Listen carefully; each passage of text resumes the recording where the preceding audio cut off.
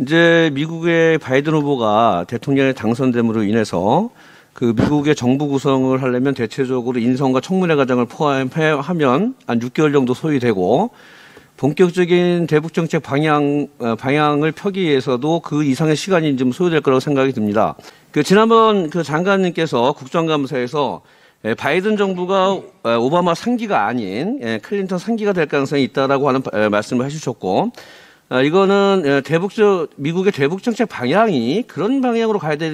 돼야 되지 않냐라고 하는 장관님의 의지를 같이 포함해서 말씀하신 것 같은데, 그 어떤 의미인지 그것에 좀 잠깐 말씀 좀 해주시죠. 네, 그 의원님 말씀하신 대로 미국의 새로운 행정부가 들어섰을 때 실질적으로 한반도 정책, 대북 정책과 관련해서 정책 수립에까지 일정한 시간이 소요될 수 있기 때문에 그 시간을 우리 정부가 어떻게 어폐가 있겠습니다만 활용할 거냐, 이런 게 굉장히 중요합니다. 우리 정부가 어떤 의지와 노력으로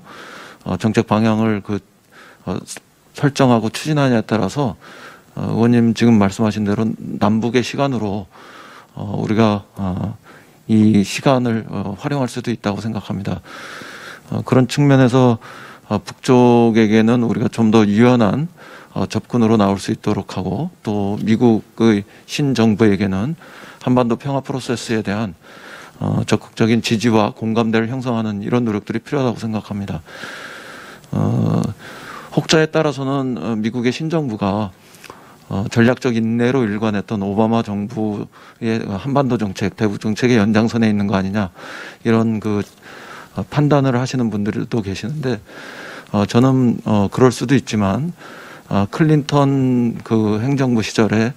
한반도 정책, 대북 정책의 접근 방식들, 또 방안들, 이런 것들로부터 출발할 수도 있다고 생각합니다. 그렇게 해서 오바마 정부 때의 전략적 인내를 넘어서는 바이든 정부의 어떤 새로운 한반도 정책, 그리고 대북 정책, 이런 방향이 수립될 수도 있기 때문에 그런 차원에서 이렇게 말씀드렸습니다. 잘 아시겠습니다만 클린턴 정부 때 우리는 김대중 정부 시절이었는데요. 그때 햇볕 정책에 대한 지지가 높았고, 또 그 연장선에서 울브라이트와 조목록 간에 북미 공동 커뮤니케가 나왔던, 그리고 그 이후에 페리 프로세스로 이어졌던 그런 과정들이 남북 관계가 진전되고, 그 다음에 북미 관계가 진전되는데 가장 평화적인 또 유연한 접근이 있었던 시기이기 때문에 그런 방향에서부터 출발한다면 오바마 정부 시절에 긴장 고조되고 또 군사적인 어떤 수단, 이런 것을 동원하지 않은 측면에서는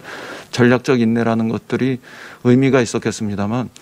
실질적으로 협상과 대화로까지 나가지 못했던 이런 측면들이 또 다른 측면에는 아쉬움으로 있었기 때문에, 그것을 넘어서서 오바마 정부의 전략적 인내를 넘어서서 한반도 평화와 또 특히 비핵화, 그리고 남북관계 진전에